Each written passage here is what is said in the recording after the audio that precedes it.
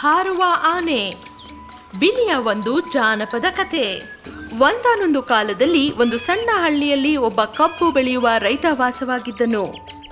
ಆತ ತನ್ನ ಹೊಲದಲ್ಲಿ ಬಹಳ ಕಷ್ಟಪಟ್ಟು ದುಡಿಯುತ್ತಿದ್ದನು ಮತ್ತು ಉತ್ತಮ ಫಸಲಿನ ಆಸೆಯಲ್ಲಿದ್ದನು.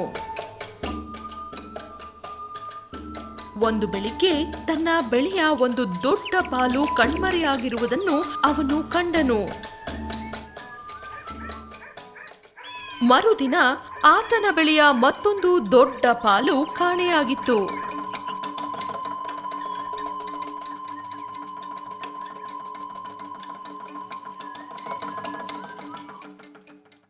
ನಾನು ಈ ರಾತ್ರಿ ಎಚ್ಚರವಿದ್ದು ನನ್ನ ಕಬ್ಬನ್ನು ಯಾರು ತಿನ್ನುತ್ತಿದ್ದಾರೆ ಎಂದು ನೋಡುತ್ತೇನೆ, ರೈತನು ತನ್ನಷ್ಟಕ್ಕೆ ಅಂದುಕೊಂಡನು.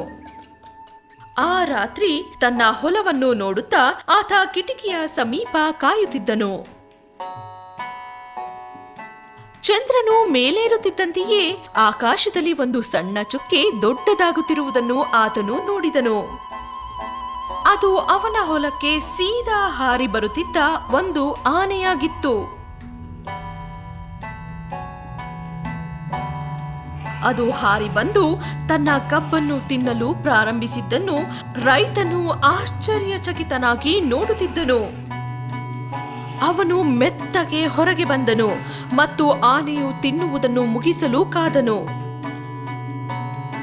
ಆನೆಯು ಹಾರಿ ಹೋಗಲು ಪ್ರಾರಂಭಿಸುತ್ತಿದ್ದಂತೆಯೇ ಅದನ್ನು ಹಿಡಿಯುವ ಸಲುವಾಗಿ ರೈತನು ಅದರ ಬಾಲವನ್ನು ಪಕ್ಕನೆ ಹಿಡಿದುಕೊಂಡನು. ಬೇಗನೆ ಆತ ತನ್ನ ಹೊಲದ ಮೇಲೆ ಹಾರುತ್ತಾ ಇಂದ್ರನ ಸ್ವರ್ಗದ ರಾಜ್ಯವನ್ನು ತಲುಪಿದನು.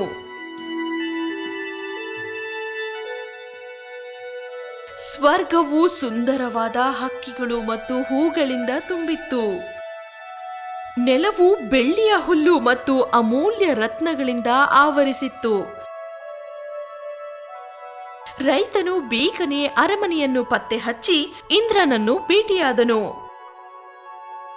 ನಿನ್ನ ಆನೆಯು ಹಾರಿ ಬಂದು ನನ್ನ ಎಲ್ಲಾ ಕಬ್ಬನ್ನು ತಿನ್ನುತ್ತಿದೆ, ನನ್ನ ಫಸಲು ನಾಶವಾಗಿದೆ ಎಂದನು ರೈತ. ಇಂದ್ರನು, ನನ್ನನ್ನು ಕ್ಷಮಿಸು, ನನ್ನ ರಾಜ್ಯದಿಂದ ಏನನ್ನು ಬೇಕಾದರೂ ದಯವಿಟ್ಟು ತೆಗೆದುಕೊಂಡು ಹೋಗು.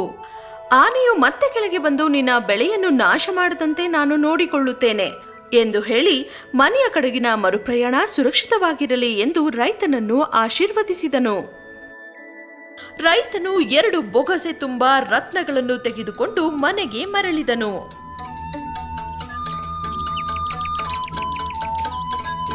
ಆತನು ಒಂದು ಹೊಸ ಮನೆಯನ್ನು ಕಟ್ಟಿಸಿಕೊಂಡನು ಮತ್ತು ಬಹಳ ಶ್ರೀಮಂತ ವ್ಯಕ್ತಿಯಾದನು.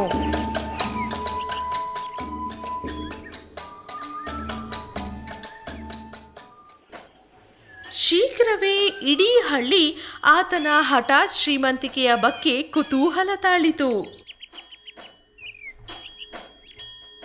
ಒಂದು ದಿನ ಕೆಲವು ಗ್ರಾಮಸ್ಥರು ರೈತನ ಪತ್ನಿಯನ್ನು ಭೇಟಿ ಮಾಡಲು ಹೋದರು.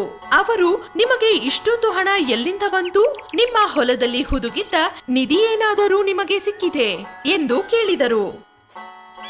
ರೈತನ ಪತ್ನಿಯು ಅವರಿಗೆ ನಡೆದದ್ದೆಲ್ಲವನ್ನೂ ಹೇಳಿದಳು. ಆ ಸಂಜೆ ಗ್ರಾಮಸ್ಥರು ತಾವಾಗಿಯೇ ಆನೆಗೆ ಆಮಿಷ ಒಡ್ಡಲು ನಿರ್ಧರಿಸಿದರು. ನಾವು ಸ್ವರ್ಗಕ್ಕೆ ಹೋದಾಗ 2 ಬೊಗಸೆಗಿಂತ ಹೆಚ್ಚು ರತ್ನಗಳನ್ನು ತೆಗೆದುಕೊಳ್ಳೋಣ ಎಂದು ಮಾತನಾಡಿಕೊಂಡರು. ಅವರು ಒಂದು ಹೊಲದ ತುಂಬಾ ಕಬ್ಬನ್ನು ನೆಟ್ಟರು ಮತ್ತು ಅಂದುಕೊಂಡಂತೆಯೇ ಒಂದು ರಾತ್ರಿ ಆನೆಯು ಕೆಳಗೆ ಹಾರಿ ಬಂತು.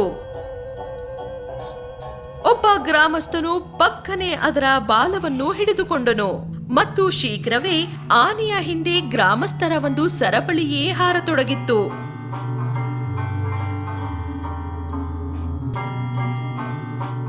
ಅವರು ಮೇಲಕ್ಕೆ ಹಾರಿದಂತೆಯೇ ತಾವು ಏನನ್ನು ಮರಳಿ ತರಬೇಕು ಎಂಬುದರ ಬಗ್ಗೆ ಅವರು ಮಾತನಾಡತೊಡಗಿದರು.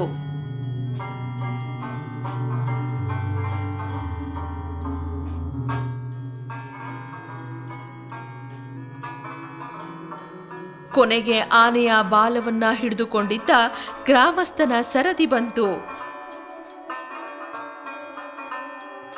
ಉತ್ಸಾಹದಿಂದ ಆತ ನಾನು ಇಷ್ಟು ರತ್ನಗಳನ್ನು ಹೊತ್ತು ತರುತ್ತೇನೆ ಎಂದು ಘೋಷಿಸಿದನು. ಅವನು ಆನೆಯ ಬಾಲವನ್ನು ಬಿಟ್ಟು ತನ್ನ ಕೈಗಳನ್ನು ಅಗಲವಾಗಿ ಚಾಚಿದನು. ಗ್ರಾಮಸ್ಥರೆಲ್ಲರೂ ಗುಡ್ಡೆಯಾಗಿ ನೆಲದ ಮೇಲೆ ಬಿದ್ದರು. ಆನೆಯು ಆಕಾಶದಲ್ಲಿ ಅದೃಶ್ಯವಾಗುವುದನ್ನು ಅವರು ದುಃಖದಿಂದ ನೋಡಿದರು. ಚಿಂತಿಸದಿರಿ, ಆನೆಯು ನಾಳೆ ಮರಳಿ ಬರುತ್ತದೆ ಎಂದರು ಗ್ರಾಮಸ್ಥರು. ಆದರೆ ಗ್ರಾಮಸ್ಥರ ಉಪಾಯವನ್ನು ಕೇಳಿದ ಇಂದ್ರ ಸ್ವರ್ಗದಲ್ಲಿಯೇ ಒಂದು ಕಬ್ಬಿನ ಗದ್ದೆಯನ್ನು ನೆಡುವ ವ್ಯವಸ್ಥೆಯನ್ನು ಮಾಡಿದನು.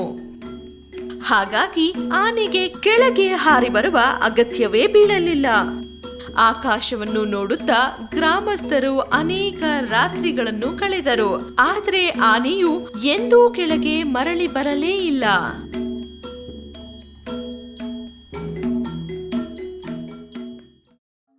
ಹಾಯ್, ಈ ವಿಡಿಯೋವನ್ನು ಲೈಕ್ ಮತ್ತು ಶೇರ್ ಮಾಡಲು ಮರೆಯದಿರಿ ಹಾಗೂ ದಯವಿಟ್ಟು ಕೆಳಗೆ ಕಮೆಂಟ್ ಮಾಡಿ.